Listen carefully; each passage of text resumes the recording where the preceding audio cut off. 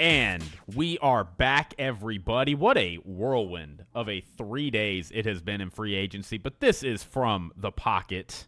And Christian, we got a pretty cool episode today. We got some news we're going to break down. But more importantly, we're going to get into your post-free agency 2 early predictions, or 2 early ratings, I should say. Going to tear them up, talk about it. Can't wait to just trash you for what you have done. Yeah, I imagine you're gonna probably have some head scratchers in there. There always is. It's March, you know. Like this is the time to be making some crazy head scratcher call outs. But yeah, I mean, I guess to kind of just get into it here. We got some news we have to talk about first. I feel like the news to talk about really is the Max Crosby situation, which has been just very weird. This morning. I woke up this morning. We woke up like at 6 a.m. and I get a Adam Schefter ESPN notification at like 6:30, 6:45, and it's like the Ravens have backed out of the or no, was it last night? It was last night, yeah. It was last night, but then I woke up and it was like, hey, we're there's teams already calling for him or whatever. Oh no, they signed Trey Hendrickson this morning. That's what it did. Yeah. They backed out and then they signed Trey Hendrickson. Which I mean, I guess for my initial reaction for that, which is really weird. I mean, the Ravens knew what they were, trading for. I mean, they haven't broken any rules. What was it, Tuesday or Monday? It was the tampering period. And now Wednesday, today, I guess the new league year has started. So they haven't broken any rules there. But you knew what you were getting into when you were trading for him. Like, he's been injured. You were probably thinking he was going to be healthy for the for week 1 or even for the training camp. I don't know which one it is, but reporting saying they had like 4 doctors look at him. One being some dude in Dallas or the Cowboys work with or something like that, and I think that's why like the Cowboys kind of. That's interesting. I didn't know that factor. I heard something about Dallas. Well, that makes sense. That makes sense why the Cowboys were like, yeah, we're out too. But I mean, and there might have been. I think there was some reporting with the Ravens might have felt a little queasy. They haven't traded a first round pick ever. I don't think in this this era of the Ravens. The last time they did not have a first round pick was the 2004 draft. And that was because the year before they had traded up to get a quarterback. So, yeah, I mean, we were in unprecedented territory for the Ravens making this kind of move. 2 first, and they got pick 14, and the last guy they picked at pick 14, Kyle Hamilton. Kyle Hamilton did go 14. So I can understand that. And then they did get Trey Hendrickson. I mean, we could all agree and say Max Crosby is the better pass rusher and is pretty great at stopping the run too. He's pretty good there. Trey Hendrickson does have about the same amount of sacks as Max Crosby, but Max Crosby is obviously the better player. Nice, I guess, constellation prize. I mean, you addressed the need, and it was, rushing a passer, which they did need. He does get sacks now. Hopefully they can, build up a squad and unit to, help stop the run. But other than that, though, I mean, I think this was a great move for the Ravens here. They keep their first round picks, which they might have been feeling queasy about. And I mean, they are a really good team to draft. So I trust them and what they might see and what it might have saw in the combine and stuff like that with their scouts with the 14th pick. So I think they are still in a good and great position. It's all about, like, can Lamar get over this hump, and also the rookie head coach and all that stuff. But no, I like the Ravens, and I think the tiers will reflect that. No, I think, in terms of just structurally how you build your team, right? Like I do think this probably was the better move. I would rather have. I mean, you're basically getting him for the same price, right? It's about $30 million. I think Max Crosby technically would have been a little bit more against your cap, but okay, like you're getting. Yes, is Max Crosby better? Yes, but I don't know if Max Crosby is so much better than Trey Hendrickson, especially coming off an injury, that it's worth you losing your first-round pick to add him versus adding Trey Hendrickson. Now, I don't know if maybe they were trying to get both of them. I heard on First Things First that was a rumor. Yeah, I don't know. Like, I've heard that, but I don't know if it's true. That's a lot of money. I know. Like, that's why I'm like, I don't know how you would have freed Lamar that wants up. a new contract. Like, where are you getting this money from? I mean, and after the Trey Hendrickson signing, according to Over the Cap right here, the Ravens, because they just extended or they just restructured Lamar Jackson, so that freed up some salary cap space for them as well. But after that restructure and after signing Trey Hendrickson, the Ravens are sitting at about $48 million in salary cap space. Okay. So they easily could have kept both of these players in terms of salary cap. And maybe at that rate, it's worth losing a first-round pick if you add Trey Hendrickson and Max Crosby. Yeah, Max Crosby. That's a nasty offense. That would have been and then you're still getting who knows what Nnamdi Madubuike's status is, but like you're gonna get him ideally back at some point, and all of a sudden that Ravens, they go from like, man, we need a defensive line bad to like we have possibly the best defensive line in the NFL. So now that said, if you weren't gonna do that, it's like, why'd you let Tyler Linderbaum go? I don't know. Maybe they just didn't want to pay. But, like, I think the thing that my takeaway from this is I feel like soft skills-wise, if that's the best way to put it, this really does not look good for the Ravens. I think a lot of people in the league are salty at the Ravens. I do wonder if this is going to make it harder for them to get deals done in the future. Good. But I will say you could see like a rule change for this. I think that's been a little bit of topic of discussion. Like, did the Ravens cheat? Which technically they didn't break any rules. I mean, they didn't break any rules. I don't think they cheated. Like I think for whatever you want to say it was, whether it was genuine, it might have been cold feet. I think it was. Exactly. Whether it genuinely was because they saw his knee and they were like, no. I heard a rumor that they were trying to get back in and like renegotiate down their agreement before they pulled out completely. Whether it was just soft feet, or cold feet, soft feet. Whether it was cold feet, I don't know. But I do know that the Ravens do have a history of having Yes, like this has been a thing that they have had where they have had agreements with players, usually in free agency, not like in a trade. And after they get the physical results back, the Ravens pull out and say, we don't actually want to sign you because we are not trusting your physical. So this does feel like quintessential Ravens. You go from not having a first-round pick to now you have it back, so we know the Ravens love that. And then you back out of a deal because a player fails a physical. So it's kind of funny in that way, I guess. I didn't know that was a history of theirs. That's hilarious. Yeah, they have a few. I wish I had the article in front of me because they had a list of a few players, but alas, I do not. So we'll just have to circle back to that. But, yeah, I mean, that's really the big news. As for the Raiders, like, obviously they lose a lot of leverage from this. You basically had a situation where you had all these teams calling for Max Crosby before free agency started. They trade Max Crosby, and then all those other teams say, okay, well, we didn't get Max Crosby, so we're going to carry out our plan that we were going to carry out. And then they make all their signings, and they make all their cuts to make room for those signings.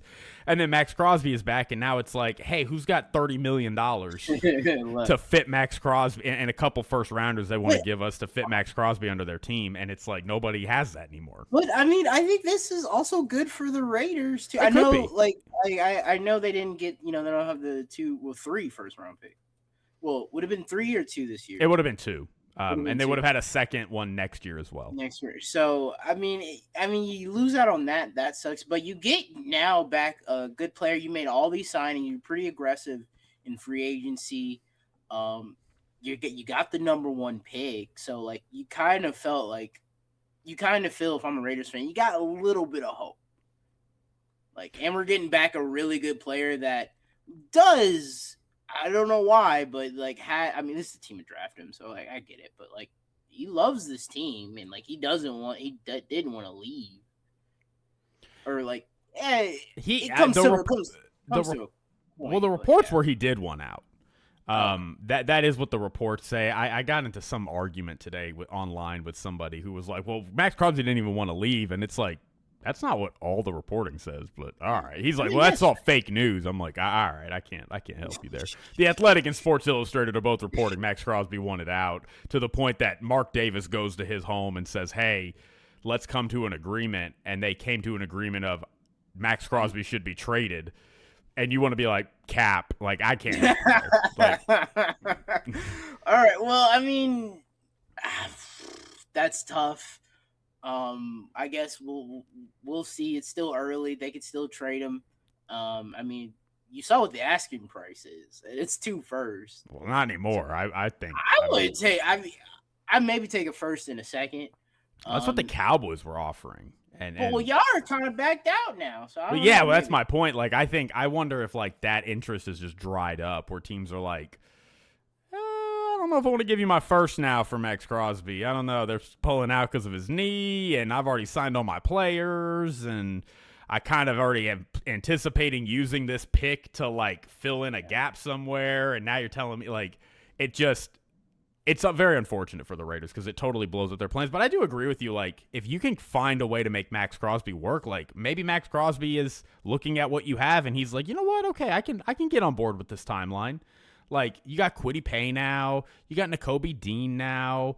You know, they added some corners. Obviously, their offense is going to hopefully be improved. Like, maybe you can convince him that it's like, oh, not so bad. We cooking a little bit. That's okay. So, I don't know. Be curious. But, yeah, I mean, to kind of go through, you know, we're going to talk a lot about what some of these teams have done as we go through your 2 early rankings. So I think without further ado, Christian, we can go ahead and start that. And before we get into that, just to give y'all a heads up, I'm obviously back next week. Monday's episode is going to be the NFC grades for free agency. Thursday's going to be the AFC grades for free agency. So, you know, stay tuned in for that. We're going to go even deeper on a lot of this. But for now, Christian, what you got for us? Well, before I get into the 2 early rankings, I want to shout out Bam Adebayo. Dang, people want people prosecuted for that. Dude, it's the discourse on this is so dumb. Look, I cannot defend those final 2 minutes. Those final 2 minutes of that game were hilarious. If you haven't seen, like, it's the Wizards double teaming, triple teaming him, trying to get the ball out of his hand. Foul, some ticky-tacky fouls.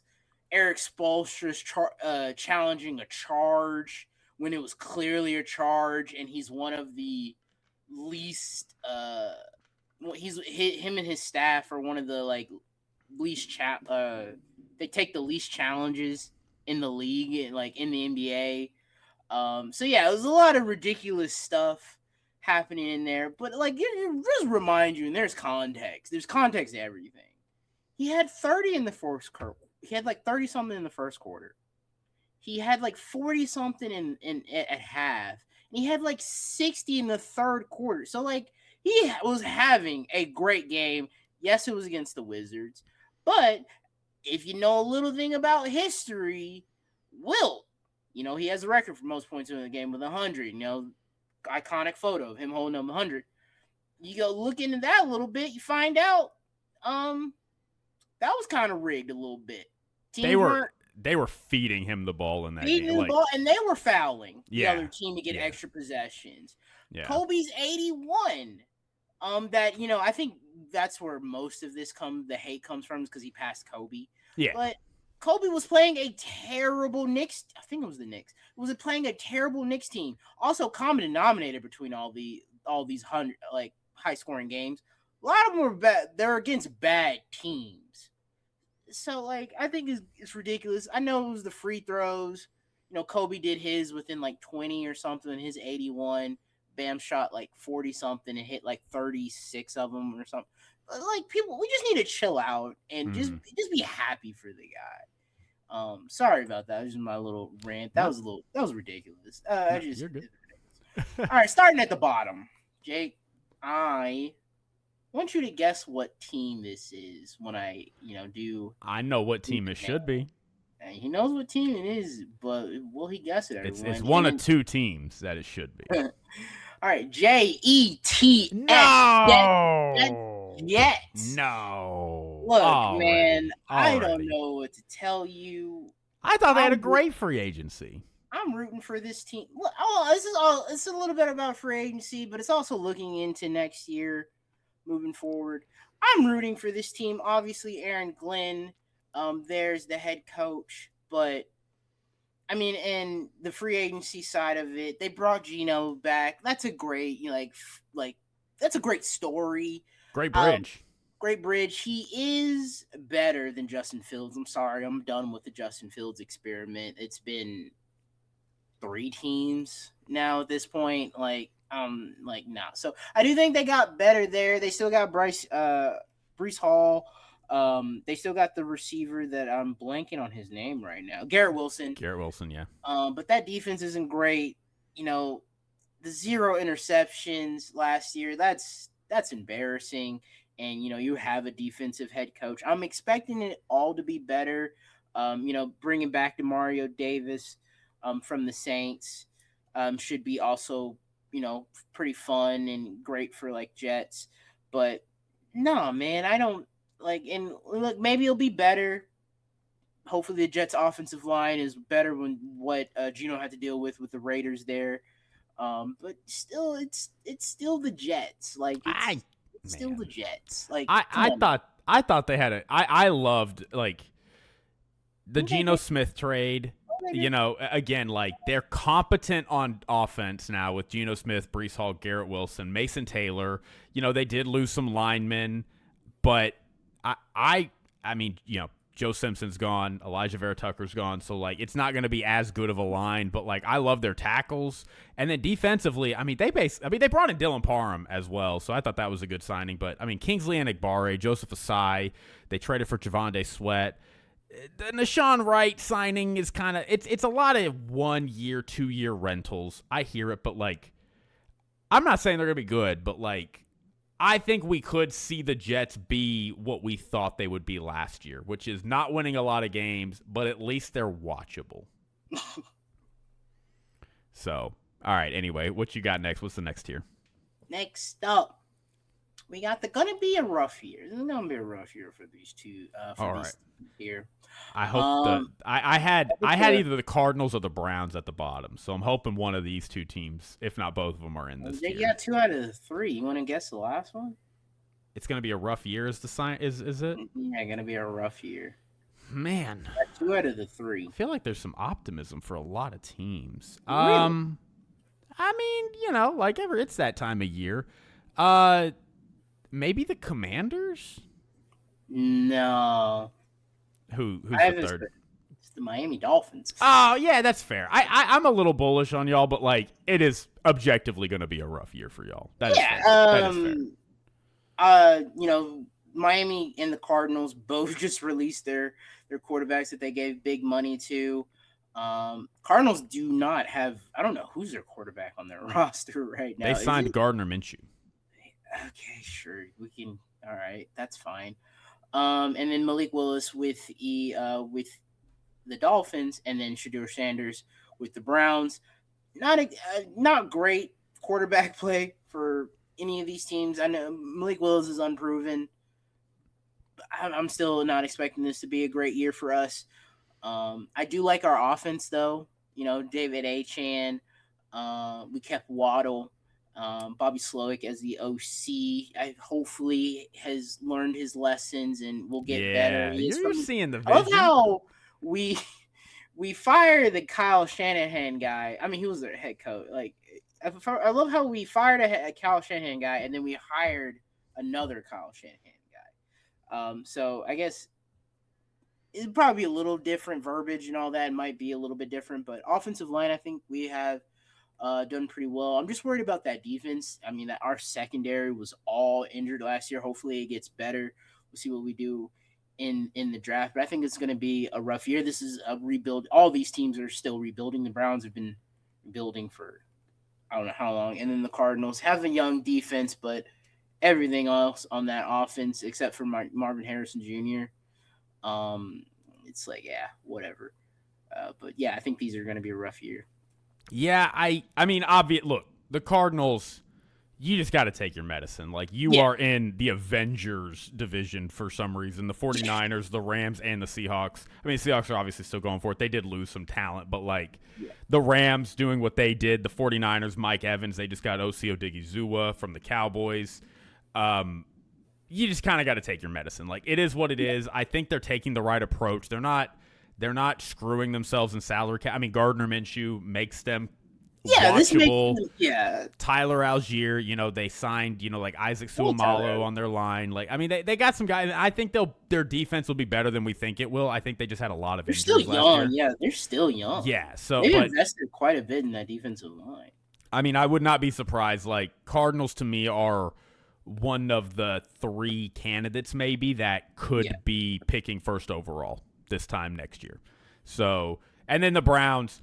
Did you know the Browns? Here's a little fun fact for you. Did you know the Browns had all 5 of their starting offensive linemen hit free agency? Did you know that? No. Yes. Now they did come to terms with I think 1 or 2 of them.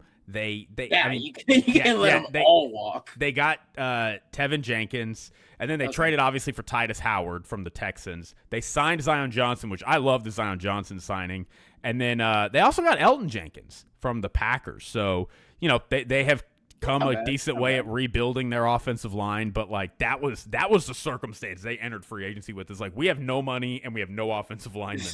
So. Yeah, I mean, again, just a tough year for the Browns. Like, next year, as they start to move off this Deshaun Watson contract, they're going to have a lot more cap space next year. But, like, until that happens, they're just kind of stuck. Yeah. Ugh, God, what awful. All right. Anything more else on this? No, what's the next tier? All right. This should be interesting. Now, you could argue that one of these teams, or probably both of them, could be a little bit lower. Maybe not one. But I put the Raiders up here. I think they're interesting. Max Crosby's back. Mm-hmm. I don't know. They made a lot of signings in free agency, very aggressive. Like I said, they brought in some defensive talent. They had the number 1 overall pick, and Frank Mendoza, Clint Kubiak. Now, I know I said when there's a rookie head coach and a first-time head coach and a rookie quarterback, average wins or 4.5. But I think that could still be interesting. Brock Bowers is a stud. If he can just stay healthy and be out there all the time. I think that and Ashton Genty, obviously, running back wise, if they get just competent O-line play, I think this team could be, he has a safety blanket. He has a guy that we can at least maybe all three downs, but I don't know. I think when Clint Kubiak, who has been, I think, very good offensively, can really scheme up. He loves to run the ball, quick screen game. That's a QB. That's a rookie QB's best friend right now, and he has a studded tight end. Yeah, and I'm not saying that they're going to be no, I was just going to say, and he's got a great player at center. So, I mean, that's going to help. You're taking a ton of great running back, great center, great tight end. You are taking a lot of pressure off your young rookie quarterback. And hopefully we're running the ball. So I think that's a great thing for the Raiders there. And with Max Crosby back, I don't know if he'll eventually get traded or if he's there for the year. Or he might not play I don't know. It could be interesting. They could maybe talk him into be like, hey, man, I think we're now on the right track. Tom Brady's here. Maybe talk to him. Maybe they could get back on the right direction. But I still think it's going to be a tough year for them, obviously. They got to play the Chiefs twice. They got to play the Chargers twice, the Broncos twice. They play in the AFC. it's I think still going to be a rough year, but I think they'll be interesting. And if they're off the rip good or even in playoff contention, I think a lot of eyes are going to be on the Raiders. And then the Vikings are here. Whoa, the Vikings are low. Holy moly. Well, right now they don't have a quarterback. Now the Cardinals now with Kyler getting released now, I think you got to. I'm sorry. Like, I understand, JJ McCarthy only played 10 games for him, but Kyler Murray's just out there. He can play for the league minimum. We have this quarterback guru that I've been told, Kevin O'Connell's this quarterback guru, and can turn a quarterback into, a good one. I mean, you have Justin Jefferson, who, people put some respect on his man name. His man, I think, still is the best receiver now. I know Jackson Smith and Jigba has an argument. Jamar Chase has an argument, but Puka, maybe somewhere in there. Yes, Puka also. My bad, Puka. But, I still think Justin Jefferson is still that dude. Jordan Addison there. They can run the ball pretty well. I think that defense is a bit overrated with Brian Flores, but anyway, that defense is still, I think, pretty solid. So I do think the Vikings are a little low here, but I think that's also kind of reflecting right now. This team doesn't have a quarterback, even though I do think in tomorrow or in the coming days, I think this deal will get done, and I'll probably feel a little bit better on the Vikings. We'll see what they do in the draft, but Vikings probably a little too low. I can take that L. I hear you on the quarterback thing, and the quarterback is a big if. But if they do get Kyler Murray, this team will shoot up very high in my rankings. That's wrong. I'm not saying they're like a contender, but I think part of the reason this defense struggled so much last year is because this defense is meant to be crazy and aggressive. And when your offense is bad, you have to play kind of a sort of different game and schematics defensively, and they're just not built for that. But they brought back Eric Wilson. Jalen Redmond is a restricted free agent who's probably going to get a contract. He's been awesome for them, a defensive tackle. And if they can stabilize their offense with just 18th best quarterback in the league play with Kyler Murray, 18th or 16th to 20th, something like that, you're going to be able to see that defense take on its old form again, and I think that's going to help the team overall. So, again, I'm not saying they're going to a contender or anything if they get Kyler, but if they do get Kyler, I could see this team winning 10 games next year. Aaron Jones back, baby. Aaron Jones is back. Okay, cool. Jake, I would like to know your thoughts on this one, but this next one is called The Favorites. Okay.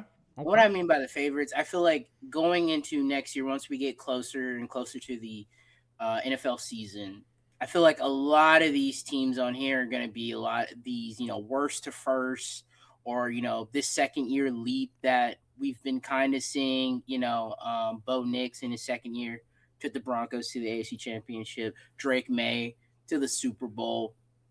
I probably throw Caleb in there. I know it wasn't statistics wise, it wasn't great, 50-something% for Caleb, but they made the divisional. They were in overtime with the Rams.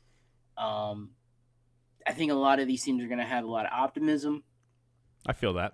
And I think a lot of these teams, people are going to be like, oh no, this is the year, this is their breakout year. Even though I like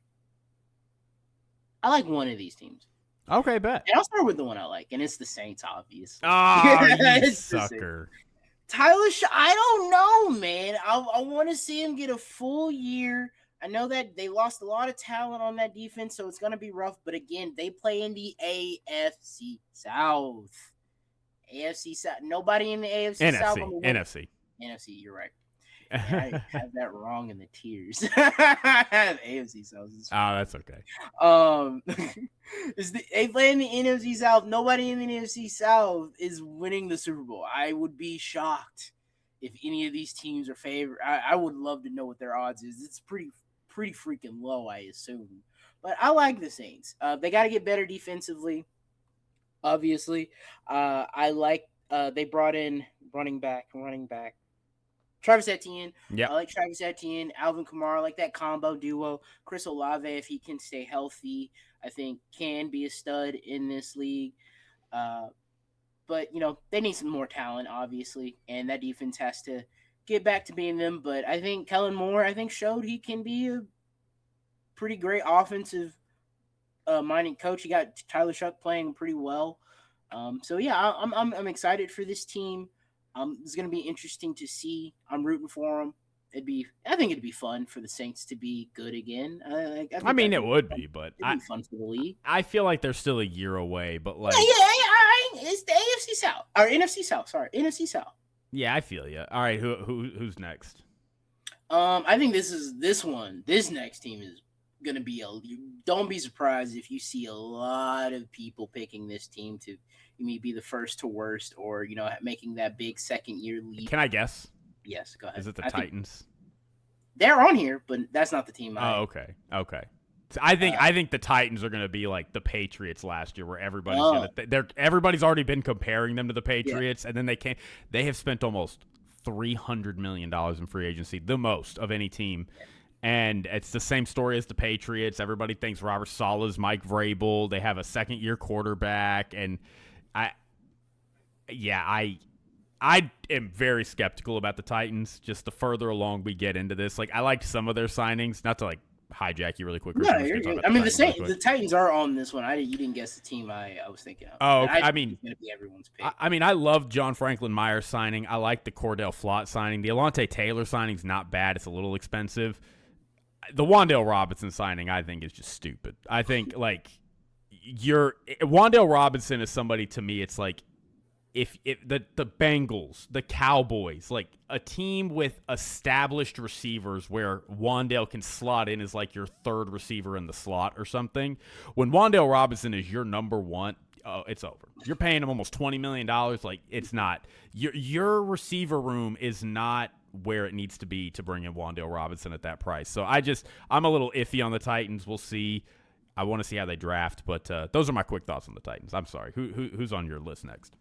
The Giants. I think they'll. I kind of like some of the Giants songs. Okay, yeah. Some of them, like see, and they're already talking themselves into it. They're already doing it. I did not like the Isaiah Likely signing. I know. I was sort of shocked he left the Ravens. I do. Well, John Harbaugh is coaching the Giants now, but like, I don't understand what they're doing, because like they're like we're gonna be a run power heavy team, which is like, okay, so you might draft Jeremiah Love and you might try to retool your offensive line, and they just brought back Illuminor for their tackle position, which is fine. Like they should have done that. They re-signed Evan Neal, but like, why would you bring in Isaiah Likely instead of like a Charlie Kohler? Isaiah Likely is not a good blocker, so I can't figure out what they're doing with their team. I like the talent. I think they have good roster, but the pieces do not fit in my brain. So that's where I'm at. I do like their roster though.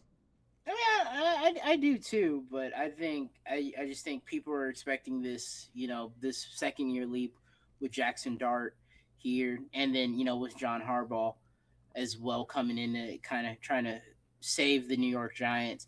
I'm just not into it at the moment. Maybe like you said, after the draft, I'll see how they do, and if I like what they got, the pieces they got, I may be able to talk myself into it. But and also we already talked about the Titans, and then the last one, I think the Commanders. Jaden was injured. He played, I don't know how many games he played, but obviously wasn't the entire season. So I think people are going to be picking Washington maybe because, we'll still have those rose-tinted glasses of his, first year, his rookie year. But still, I'm not really in love. I still think this team has quite a bit of holes in it. Like you said, that Debo signing, it was not a great signing as we have come to see. That defense still needs to be retooled. I think still got a lot of work in progress for the Commanders, but I feel like I feel like the Commanders are also going to be like one of those teams that, will probably creep up. Not in everyone's rankings once we get close to the season. But I can see like probably Washington sneaking them away. I can see a lot of people putting Washington in the wild card or something like that. Yeah, I agree. And I mean, they did spend a lot. Some of it was a little like I love the Clavon Chasson signing, the Odafe Owe signing, the Amik Robertson signing is fine. The Leo Chenal signing and the Nick Cross signing, I loved both of those signings. So like, I really do feel like they did a decent job of retooling their defense. It's not going to be a perfect defense, but if they go in the draft and they can kind of help boost their offense or maybe even get, Sonny Styles, if they get Sonny Styles to fit in the middle of that, I mean, they're going to have rebuilt their edge rushers. They're going to have rebuilt their linebacking core, and they're going to have some real juice in their secondary. So the Commanders came in and said, we need to fix our defense, and they have done that. So I don't know where I'm going to place them next year, but they at least did what they should have done. All right. Next one up, this says AFC South, but supposed to be the NFC South. It's the rest of the NFC South teams. A lot of these teams are interesting. For the Bucks, Todd Bowles on the hot seat? Question mark. Yeah, Todd Bowles is on the hot seat. I know how the ending of that season was not great for them. I mean, in the beginning of the season, they were winning these one-score games. Baker, I think, was injured, but he didn't play well down the stretch. I know like a lot of his guys were out. Mike Evans missed time. Chris Godwin missed time. Ime Ibuka missed time. And that defense just wasn't the same with Todd Bowles. So, a lot of question marks going to this next season with the Bucks. Hopefully they get it fixed with free agency. Were they active in free agency? I don't think they were. They weren't super active. I will say this. They signed Kenneth Gainwell. They signed Alex Anzalone, and they brought in a Sean Robinson. They re-signed Kate Otten. Like it's. So my thought about the Bucks is I was kind of like, we're all going to be way down on the Bucks, but the reality is they're still good. They're going to come back, but then the fact that Mike Evans left. Well, they got Ibuka. No, it's not the fact that they lost Mike Evans. It's the fact that Mike Evans looked around what was going on in Tampa Bay and said, no, I don't want to do this anymore. I don't want to do this here. I want to go to a team that's a contender. And it's like, oh, you don't think the Bucks are a contender. Like, he's in the building and he's like, I do not like the direction this team is going. I don't think any of these teams are real contenders. I think these are all playoff contenders. Well, they're all because by default they're in the terrible division that is the NFC South. One of these teams has to make it's only a one-man team playoff whatever gonna make the playoffs. Yeah, moving on. Next are the Panthers. Even though I do like, well, it was a lot of money for Jalen Phillips, but I do like the player. I agree. But I mean, gets a lot of pressure, doesn't get a lot of sacks, run game, any help there, and then also the health issue. Bryce Young coming into his fourth year now. I mean, they did look good. They did almost beat the Rams. In the wild card. So I mean, have a lot of hope. Excited to see what they do in the draft, where they're gonna go. Hopefully, they just continue to get better, and they won this division in 8 and 9, so that can happen. And this next team. Oh, do you have anything about the Panthers? No, I mean the Jalen Phillips signing, like we talked about it a lot at the last episode. I did like we didn't talk about Devin Lloyd, but I did like the Devin Lloyd signing. But this team to me, like I love some of the pieces on defense, and I do think they will be better for it. But I ultimately think like this is just a structural challenge that they still need to address. Like especially like their secondary, they still have some gaps. Their linebacking core is okay. They could still, even with Jalen Phillips and Derek Brown, stand to get another edge rusher. I like Nick Skirton, but it's a little, the Panthers still feel like they're a couple players away from me. And they really did not address their offense that much, which gives me pause because I think their O-line is going to be worse this upcoming season than it was this past year. And I think this is the worst team in this division, which is, I think, saying something. No. And it's the Atlanta Falcons. No, they got Tua. I mean, look, they have. Take it back. They got better at quarterback, I guess. No, I'd say that confident. Tua is better than Michael Pittman, or Michael Penix. But still the injury concern. Like one guy he's not trying to make a joke here, but like he's one or two concussions away from like maybe having to retire, or the team being like, "Hey, you should retire." So like that's concern. Michael Penix getting like his was it ACL? Like it's like his second. It's his ACL, yeah, like he had one in college. That's not looking great. I do like their defense. They got great pieces on that defense, but this team is not well constructed at this moment. And I don't expect this team to be doing much. Rooting for Tua though. Hopefully I am wrong, and Atlanta can put together a decent season and have something their fans can root for. But it's tough being an Atlanta Falcons fan. It's tough being an Atlanta Falcons fan. Yeah. I don't really have too much to add. I am gonna watch the Falcons this year just to see what happens with Tua. But like again, I do like Kevin Stefanski, and I think he'll have a great effect on Bijan.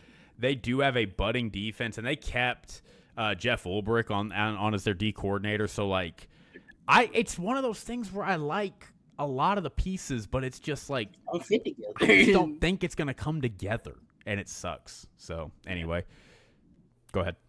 Next up, we got not a fan. I'm not a fan of these teams this year.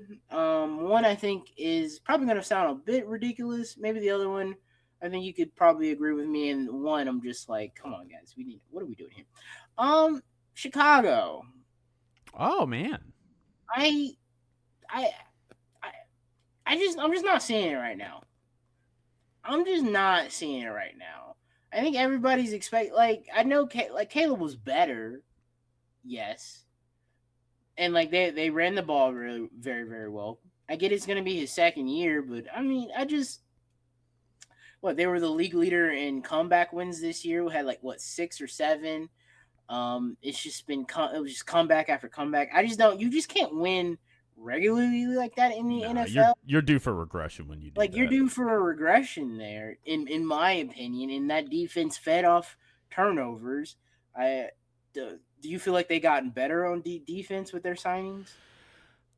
Not really. To be honest, I think that's not fair. They did get better. The Kobe Bryant signing, I love that. I think that is a slam dunk signing for them. The Devin Bush signing, I'm a little more down on it than a lot of other people are. It could work, but I'm a little skeptical of it. But I didn't feel like they addressed at all their defensive line. I had a comment from somebody today on my Max Crosby video where they're like, man, I still hope the Bears trade for him, because the Bears still need that kind of player bad. Yeah.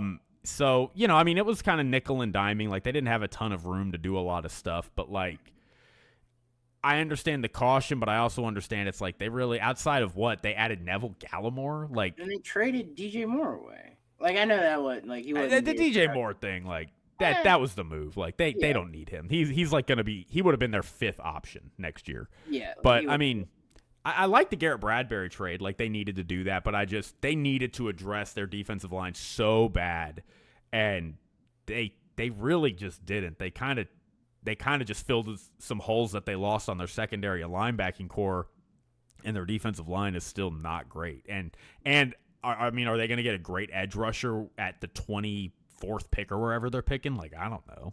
It could. It's a possibility, but it doesn't matter. All right, next up, we got the Bengals here. What are you doing? What are you? They tried. They tried. Also, we need to have a conversation about Joe Burrow. We don't do it right now. We don't got time to do it right now. I want to have a conversation about Joe Burrow. Not all his fault. Obviously, he plays for Cincinnati Bengals. But also, look, they signed Boye Mafe and Brian Cook. He's been in the playoffs 3 years. That's crazy. You're a top 5 quarterback. You've been in the playoffs 3 years. Okay, anyway. Boye Mafe and Brian Cook. Let's go. Good for them. It's not enough. It's not enough. Exactly. It's Thank not you. enough. This defense is still ass. I think the Ravens got better. I think the Steelers. People are slightly way above- overvaluing what the Steelers are going to be. I'm I mean, way down. slightly. I don't think they're that good, but I still think I think they'll be okay. Steelers fans are in my mention saying, we signed Rico Dowdle, got Michael Pittman, and we signed Jamel Dean. Like, how are we not on your list for the best free agency class? And I'm like, because I don't like any of those players. I think the Steelers are probably slightly better than you, just by like a little bit because they have a better defense, even though it's old. And then what's the other team? The Ravens are better. I think the Steelers are slightly better. The Browns. And then okay, you're better than the Browns. Like, congrats. Nice. You have a pulse. You're better than the Browns. That's what it's all about. And then the Patriots. That's literally all it's about for them. Probably they hate the Bengals. They hate the Browns. Like, that is what it is. I mean, but you have a generational quarterback. Yeah. You've missed playoffs now 3 straight years. Your generational quarterback is maybe talking about either retiring or maybe wanting a trade. I don't know. You know who doesn't have a generational quarterback? Who? The Browns. That's all I'm saying. True. And then the Patriots. I think tougher schedule. I think could see some regression here. With that, I just making the Super Bowl, like all that, and now you're gonna get everybody's best this upcoming year. I'm not saying Drake May was gonna regress, but like Drake May was an MVP candidate this past year. I feel like he's due for a regression. They still a very young team. I think this team could still use a lot more talent, especially offensively. I think defense obviously could use some stars and studs there, even though I think they're a good unit, which I think they proved that in this play. Well, yeah, no, I would say they proved that in this postseason, but I still think they got a lot more to improve with this very young team. But I mean, I'm not expecting them to win 14 wins this year. Like, I'm expecting a bit of a regression. I think there'll be a regression. 9-8, 10-7, like be in the mix for the playoffs. I think they might get in, but I mean, I think there is a chance for them to miss it, and I wouldn't be shocked. I did like some of their signings. Elijah Vera Tucker's a gamble. Reggie Gilliam is a great signing. Romeo Dobbs, okay. Draymond Jones is fine, and I did like the Kevin Byard rental. So, I mean, they got some guys, but yeah, I'd be curious to see how, because they had so many young rookies last year. Be curious to see how they develop this upcoming year. All right, this next one, Jake, just the one team, and I am pretty interested in what your thoughts are, because this is just, I have 2027 ? You want to try to guess that team, or might be looking into 2027 next year? A lot of the teams I would have guessed were like the Browns, the Saints. We've already talked about them. It should be the Steelers. The Steelers should be looking towards 2027 instead of trying to microwave their bad team right now. But I'll go Steelers. It's the Kansas City Chiefs. Oh, okay. Look, I think the Chiefs are. I do agree with you. I do agree, but I think they are optimistic that things are going to come together this year for them. No, I mean, in their moves, I don't know. It's weird because, like, in the same sense, I think they are like you said, optimistic going into this year. But also in the other mix, I feel like they are also in that mode of like, we could make the playoffs. But I think, I don't know, maybe next year. I know that they brought in Kenneth Walker. Travis Kelce's coming back for another year. So I think they are trying to go for it. But if they miss the playoffs, I don't think they would be upset. Like, right now, they do not have a secondary player, or I don't know if they've finally fixed that, but their secondary is all gone. Traded Trey McDuffie, Juwan Taylor. I know you said that probably isn't that big of an issue, but they still don't have. I don't know if, I guess they're improving within the building or getting somebody else, but their right tackle spot is still missing at this point. I don't know if they already have a player in mind, But I think that's a issue. So that defense still needs to get better.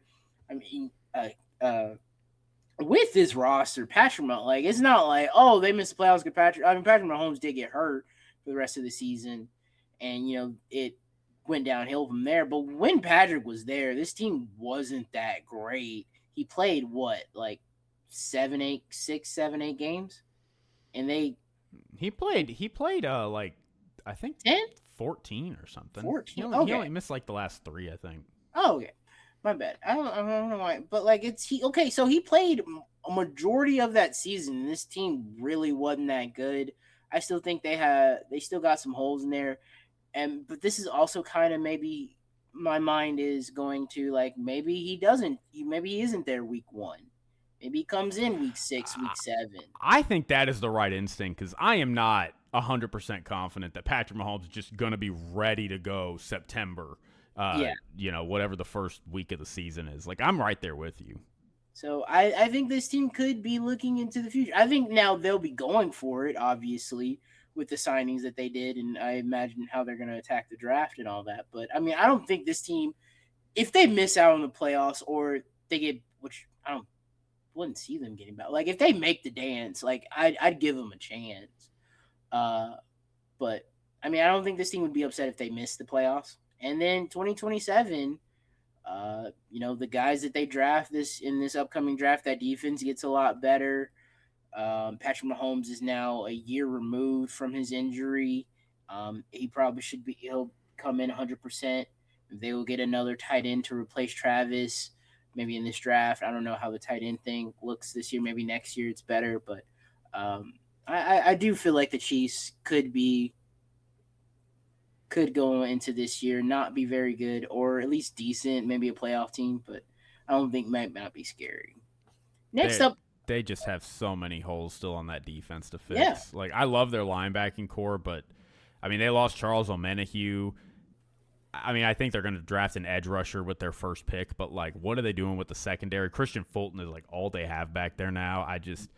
I feel like you should take the year off and, as you're saying, kind of like let Patty get healthy, recoup some more draft capital next year, recoup some salary cap next year. If we look at salary cap, according to Over the Cap, they are probably, well, I don't have the numbers in front of me right here. Oh, here they are. They're going to have like $47 million or so to play with. So next year or this year? Yeah, next year. Now, they're going to probably make some signings and stuff, but like I think you go in with another year of draft capital at like the middle or kind of top of that first and second round, get some more free agents, and then you're ready to go in 27. So I do agree with you.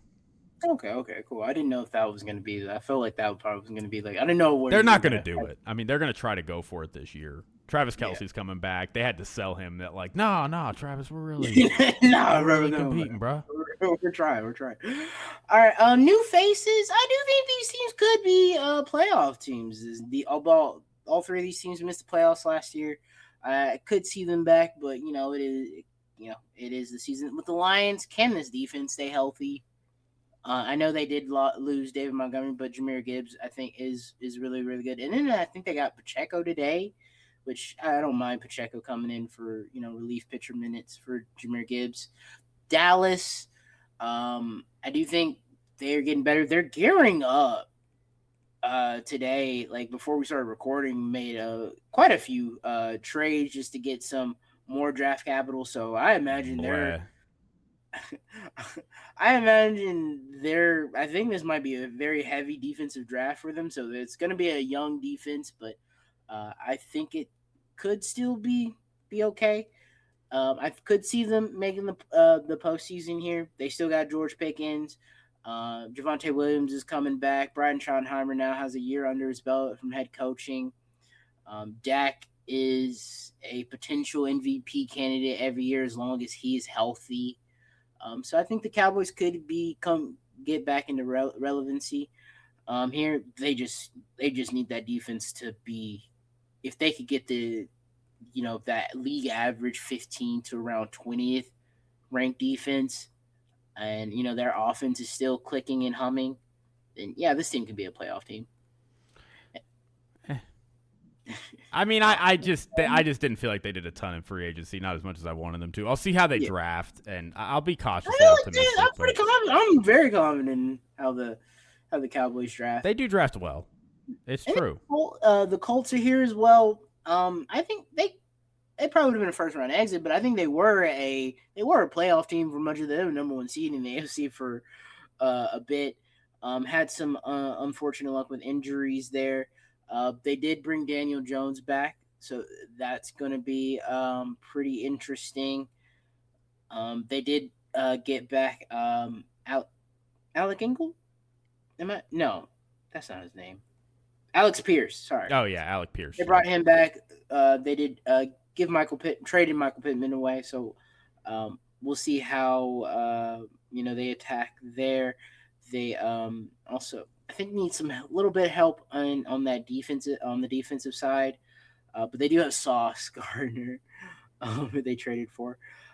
So I do think this team should be in the mix for the playoffs next year. But I don't think they're going to have this amazing season that the 7 straight games they had this year. I don't think they're going to be catching anyone by surprise this year. I think the people are gonna take the Colts seriously, and we're gonna try stop Jonathan Taylor first. Once we stop Jonathan Taylor, then we should be okay. But we'll see what they do in the draft. I do like Indy going into this year. All right. Be a playoff team. Yeah, I don't know. The whole Daniel Jones thing, like, I understand their process, and I think they've stuck to their process, but Daniel Jones making on a 2-year, $88 million contract is a little scary to me.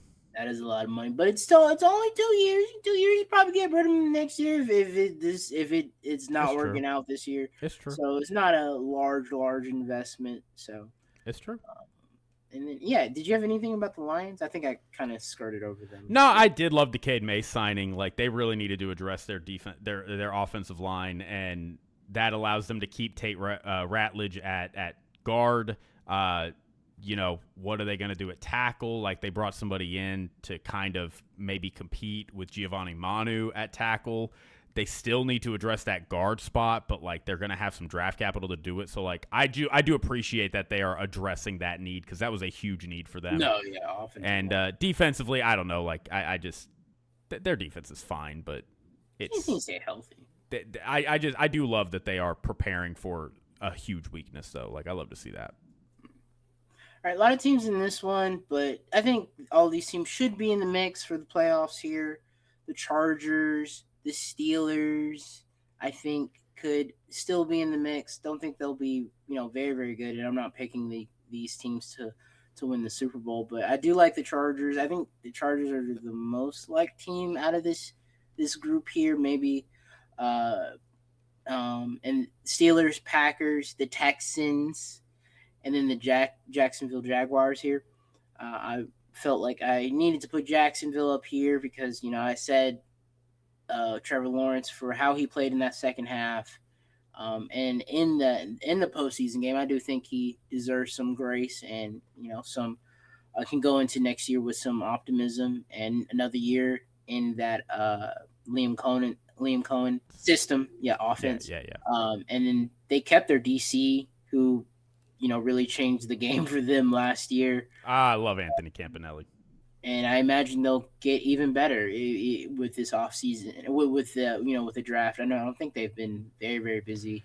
No, I mean, and they lost Devin Lloyd. Like, they were apparently in the sweepstakes for Max Crosby. But, I mean, they really haven't done a ton. They brought Monteric Brown back, which I did like. But, yeah, it's a lot of nothing. It's a lot of replacing Travis Etienne, trying to replace Devin Lloyd. Yeah, I don't. They got worse. Do you have anything else for these teams? I know I mentioned the Chargers, the Steelers. Packers. Yeah, Packers. I'm a little confused about the Packers because, I do think their defense will be good, but, they lost a lot of talent. Quay Walker, Kingsley Ebenari's gone. They lost Romeo Doubs in their receiving room. They lost Elton Jenkins, so their line could be in a little bit of a transition. They lost a lot of talent, and Rashawn Gary too, as we've kind of talked about a little bit. I am curious what this team is going to look like. The 7th seed. I mean, yeah, maybe. Like, I mean, just talking about their additions, like Javon Hargrave and Zaire Franklin is really it. So, you know, they replaced some of what they lost on the defense, but I don't know. Micah's coming off a torn ACL, so he's probably not going to be 100% immediately. Like, this feels like this team is kind of going into a transition period, which is unfortunate because of how much they gave up to get Micah. So, and then the Steelers, I have no faith in them. I hate what the Steelers are doing with a passion. It pisses me off every time I think about it. Anything about the Texans or the Chargers? I like that the Texans are actually doing something to address their offensive line. They did lose Titus Howard and Juice Scruggs, but I did like them signing Braden Smith. That was a really, really clutch signing. And, you know, Trent Brown getting re-signed was really cool. Re-signing Ed Ingram is a little questionable, but that's fine. Keeping Donnell Hunter. Love the David Montgomery addition. So be curious to see how they continue to address that O-line in the draft. But, I mean, I think they're keeping their team at least consistent. And the Chargers, I think I really do like the Chargers. I think I love some of the. It's about the Chargers is the postseason. I mean, Khalil Mack, bringing him back. They still got Tierre Tart on that side. They got a lot of great defense. Mike McDaniels is the OC. Mike McDaniels. I mean, Tyler Biotish is great for that scheme. Omarion Hampton going into year 2. Rashawn Slater, Joe Alt coming back. Healthy. Like, I think they need another interior lineman, but I mean, I'm not going to lie. I like a lot of what the Chargers are doing. And signing Cole Strange, signing him too to kind of help just add into that. I think they're going to be a great run team next year. They're going to be the Chargers are going to be a great run team next year. I like the Chargers. I just win the postseason. All right, next up we have the backup plan, NFC edition. The backup plan. It's I think outside of the one team that we've yet to mention. I think these are the backup teams for the NFC. It's the 49ers, the Eagles, and the Seahawks. I had to give the Seahawks. I know they lost people, Kenneth Walker, people on their defense. I think Tyreek. I think is he still out there? Is he signed? I haven't seen Tyreek come across the wire. I thought it was Rick Woolen. Am I wrong? He's not in free agency, or I thought I might have saw him. Who? Rick Woolen? Yeah. Rick Woolen actually signed with the Eagles. Oh yeah, Rick Woolen's gone. But I mean, they still made the play. They still made the play. They still made the Super Bowl and won it. I think Mike McDaniel has proven that he is a great head coach. Joe Shane, their GM, I think has proven like he's built now 2 different Super Bowl winning caliber rosters, and even, I mean, they were close to being this could have been a dynasty if, some changes were made in a particular game. But I think I know they lost some talent, but I still think they can rebuild and, be a contender in this league. Now it is tough with the Rams. I think you're getting better. The 49ers getting healthier and, should be better. And then the Eagles, even though I think the Cowboys could make the postseason this year, but like how much better are the Eagles? I mean, they do play them tough. They do play them close with the Cowboys and the Eagles. But I still think I'll put the Eagles just slightly above. I know there's still a question mark what they're going to do with A.J. Brown and all that. And, they lost some talent on defense, but in Howie Roseman, we trust until the Eagles start falling off completely. I trust the process and what Howie Roseman is going to do. And for the 49ers, I do trust Joe Lynch and Kyle Shanahan. It's just them. Can they get over the goddamn hump? Can they win it? Can they win it? But yeah, that's the backup plan, AFC edition. Yeah, I don't really have any notes. I like what the 49ers are doing. I think they're going to be right back to contention this next year. The Eagles, the Eagles have lost a lot. I mean, they've lost Reed Blankenship, Nakobe Dean. Yeah. They lost Dallas Goedert. I mean, signing Rick Woolen helps them, but what's going to come? I love the Jordan Davis signing, but like, what's going to happen with Jalen Carter as a result of that? So they lost Jalen Phillips. They had to clear up a lot of space to play Jalen Carter down the line and. that's kind of where they're at right now, is like they're kind of in that mode of, okay, now we're having to kind of maybe shed a little bit of talent and not participate in free agency as much and be as aggressive. So, I mean, I think they got worse. Like, I'm not blaming them for getting worse, but I think the Eagles could be on a little bit of a struggle bus next year. A first-time offensive coordinator who's calling plays, like this could be a real growing pain season for Philadelphia.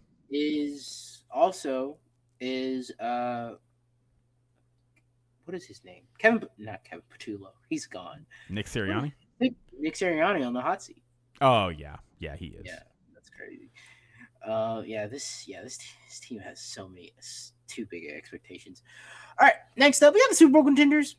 Oh, I like all these teams. I like all these teams in here. Even though some lost talent and all that, but I think all these teams should feel great. I wonder how bullish you feel on one certain team, but the Broncos, you were on it last year. Now I might be off it. Now you might be off it. That's fair. That's how it goes. But they didn't make the AFC Championship game this past season.